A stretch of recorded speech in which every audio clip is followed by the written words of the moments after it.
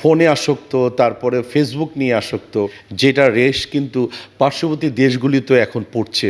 নতুন বাংলাদেশ ছাত্রদের আন্দোলনে আমরা নতুন একটি দেশ পেয়েছি, আসলে সেখানে আপনার প্রত্যাশাটা কি?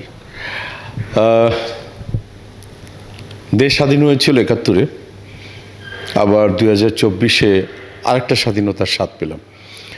৭১-এর সময় আমার বয়স ৩-৪ বছর, হয়তো বা ওই স্বাদটা কি আমি ঠিক জানি না, কিন্তু সাক্ষী ছিলাম, ৭১-এর সাক্ষী ছিলাম। ২০২৪-এ এসে আমি একজন বাবা, আমি একজন সন্তানের বাবা, এটি বাস্তব সত্য কথা। এবং চলচ্চিত্রের সিনিয়রদের মধ্যে একটা কাতারে চলে এসেছি আমি। আপনারা খুব ভালো করে জানেন যে দীর্ঘদিন যাবতী পরিবর্তন আমরা চাচ্ছিলাম বাংলাদেশের মানুষগুলি, সেই পরিবর্তনটা এসছে, অনেক খুশি হয়েছি।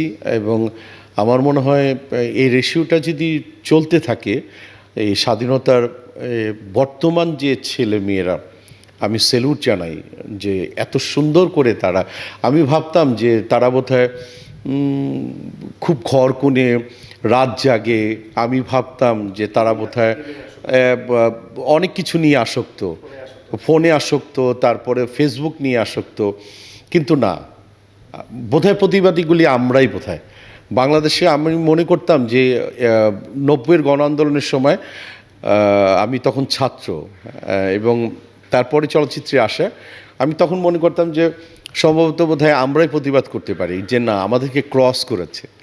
এখনকার ছেলে মেয়েরা এত সুন্দরভাবে এই বাংলাদেশটাকে এগিয়েছে এবং বিশ্বকে দেখিয়ে দিয়েছে, যেটা রেশ কিন্তু পার্শ্ববর্তী দেশগুলিতে এখন পড়ছে, শুনতে পাচ্ছি। তার জন্য নতুন করে যে বাংলাদেশের নিঃশ্বাস নিতে পারছি, আলহামদুলিল্লাহ। প্রিয় নাম্বার সেট করে বিকাশে সেন্ড মানি করুন ফ্রি।